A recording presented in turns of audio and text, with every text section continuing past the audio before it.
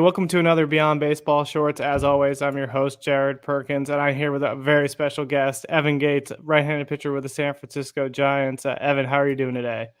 I'm doing great. I am ecstatic to be on this. I'm glad you guys reached out and just having a great day. And this is definitely a good nightcap for me right here.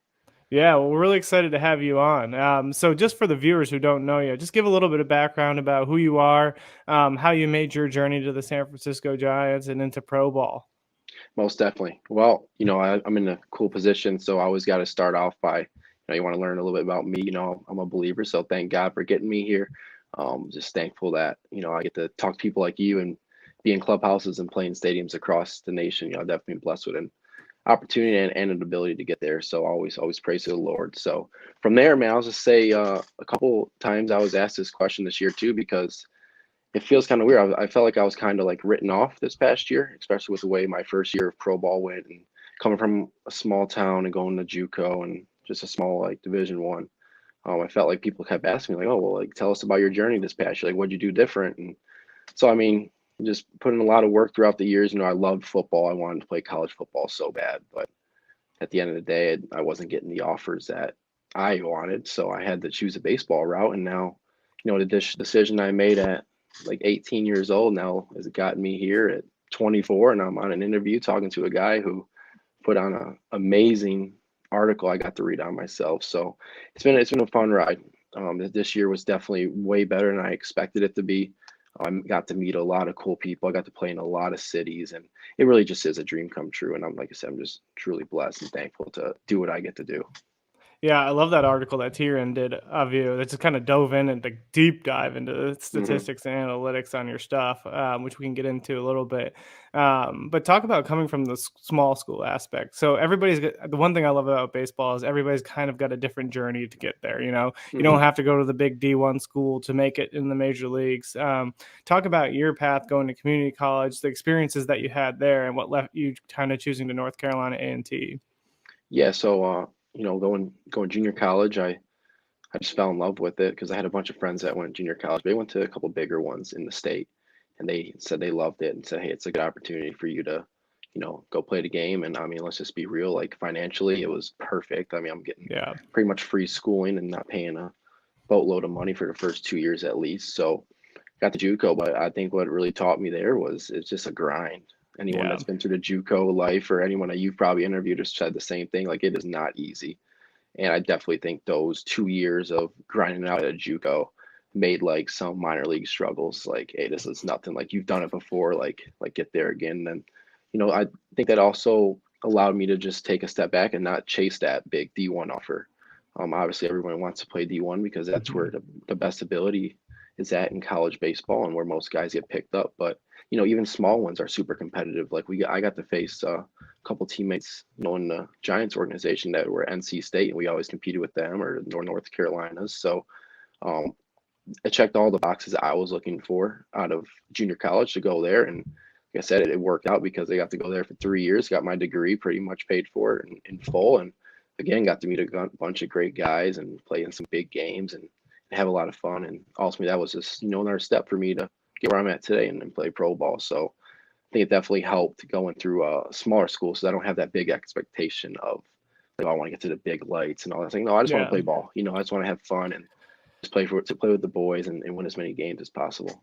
Yeah, I loved how you talked about how community college set you up for pro ball because we back in when I was or when I worked for a major league university, we had the opportunity to interview the University of Georgia head coach, and he's like, "I tell all my guys when you go to pro ball, it sucks. You Hmm. not shouldn't expect anything that you have here at the University of Georgia. You got the nice locker rooms, the nice field, all Hmm. the gear, things like that. But he's like, when you get to pro ball, it's a grind. It's bus trips everywhere.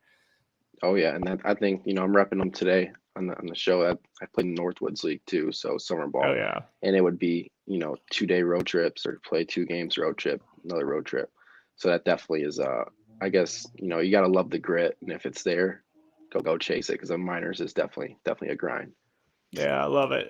So now that you've had a lot of success in this 2022 season, what are some of the things you've gone to this off season in terms of getting yourself ready for 2023? Not just on the field, but what are some things that you're doing outside of baseball that you're just doing for fun this off season? Most definitely. So I was talking. I had a meeting last week with the Giants, and they pretty much said, hey, whatever you did, like just do it again. Like stick with whatever workouts we're working, and like we trust you that we know you're a grinder, so just do what you need that's best, as we know what you're doing, what's best for you, something best for us. But man, outside of that, I just got an invite to the Big Ten championship game, so I'm gonna head there. Cool. I love, like I said, I love football, so I have to go there. But and having fun, catching up on my reading. When it was warm enough, I was golfing a lot. I got to go on a couple of vacations out of town, but just trying to find time to just enjoy life. I mean, I love the grind. I love working out and all that, but I can't do that all day. So I got to Yeah. find things. Or, I stress like, well, today's Monday. It's fantasy, manager Monday, thinking about who I could have played last week. So I've been stressing about that, but that's always fun. And that's a big thing too. And I feel like minor league baseball, having that group chat and staying in touch with those guys throughout the year. So Yeah. What's the fantasy football record? 6-6 in both leagues. So Playoff it's our bound or playoff bound for sure. And the other one, we got to grind. So I got to go through a little gauntlet these next 2 weeks. give them all locker room talk. Just get them. Yeah, I have to. That's awesome. You talked about the Big Ten championship. Who you got? I assume Michigan. Yeah, I'll Is that? take Michigan all day. Yeah, they got Purdue, I think, right? Isn't that Yes, the Purdue, matchup? 17-point favorites, and I don't think it's enough for them. Like that team, No, what they showed last week it's impressive. they just destroyed Ohio State. So Feels good when you're a Michigan yeah, fan and you see that. It was a yeah, great day. Michigan won, Ohio State lost, Michigan State lost, Notre Dame lost. I mean, you can't draw anything better than that if you're a Michigan yeah. fan. Yeah, well, that's awesome. It's cool to see you have some passions away from the game that you're going to go to outside of the field. The other question, too, I have on your journey going through baseball, I think everybody will talk about the relationships they've built and the mentorships that they've had along the journey. Do you have some key people who have been really been there for you as you made this journey to professional baseball? Oh, most definitely. I mean, roommates are like the first and foremost. I'm just gonna name them because I think they're gonna be watching this. So Jack, Jeremiah, Baber. That's my 3J guys for life. And then I'm sorry, it was Jeremiah, Justin, and Baber, my 3J, and then Jack was my JUCO roommate. I've had so many of them living in all these Yeah, places, but those guys are big. My manager in Traverse City, he was a big impact in my life. He helped lead me to Jesus a little bit more, and he actually was the one that baptized me, so that was really that's cool. I cool. got a great relationship with him, and then really just all my coaches I have in junior college, like those guys, they bought in to me, like they gave me a chance first, and obviously the guys at A&T, the same with them. So those guys always will have a special place in my heart. And just like I said, when you go through the grind with these guys, it just hits different. Yeah. I liked too how you kind of touched on faith because that's something we touch on the longer version Mm, episodes because a lot of the focus is players searching for their identity outside of the game. And a lot of them talked, Caleb did a study figuring out what helped people find their identity outside of the game. mm.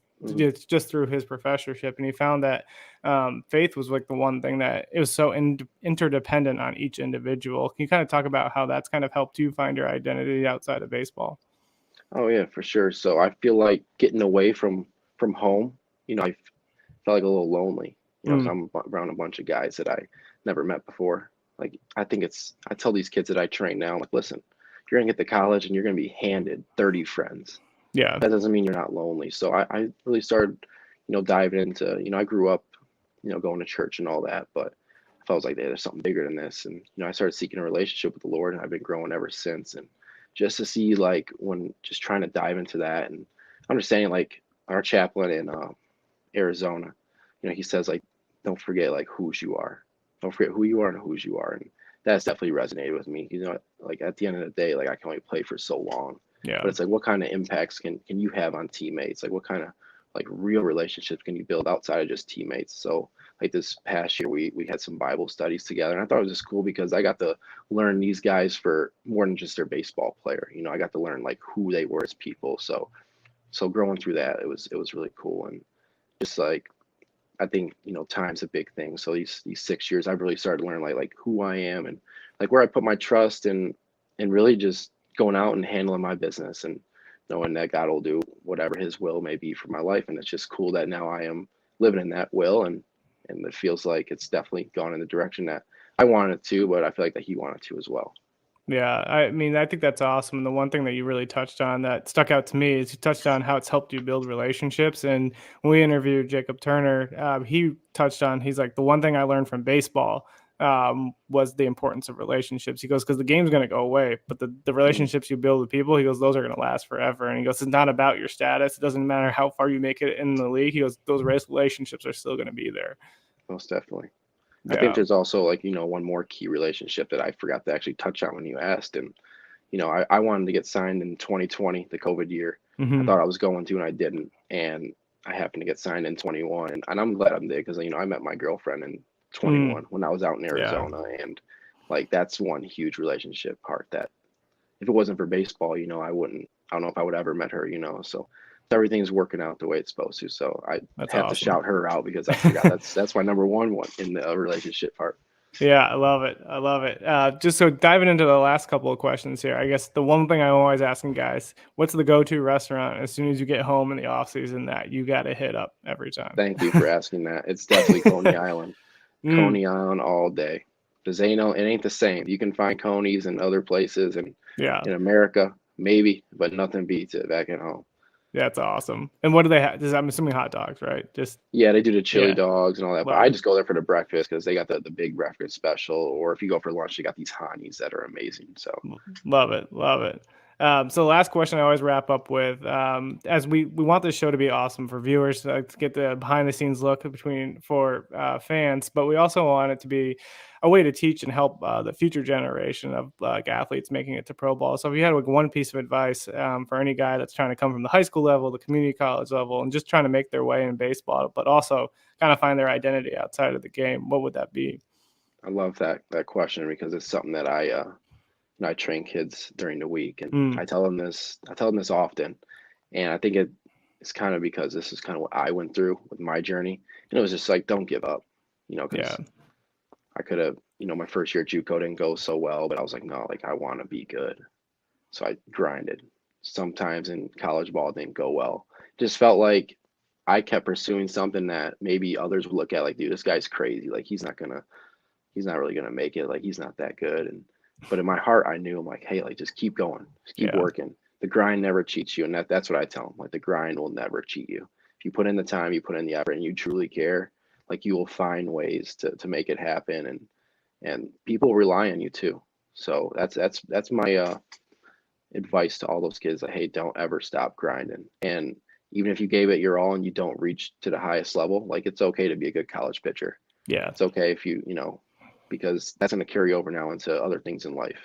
And then ultimately, like we hope that it turns in or carries over to you being a good man, being a good family man and leading something in that direction. So always Yeah, just got to keep going.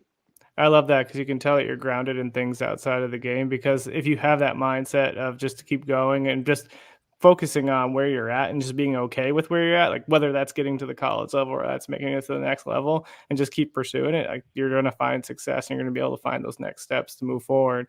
So I think that's awesome. Most definitely. And when, like I said, when failure comes too, like it's supposed to come. Yep. Just stuff ain't easy. Life ain't easy. Baseball ain't easy. I don't care what you do. Nothing's easy. So it allows Yeah. you to just, handle that adversity and use it to build you. I guess that's my other tidbit of event or advice. Don't let the adversity break you. Let it build you. What did I Yeah. do?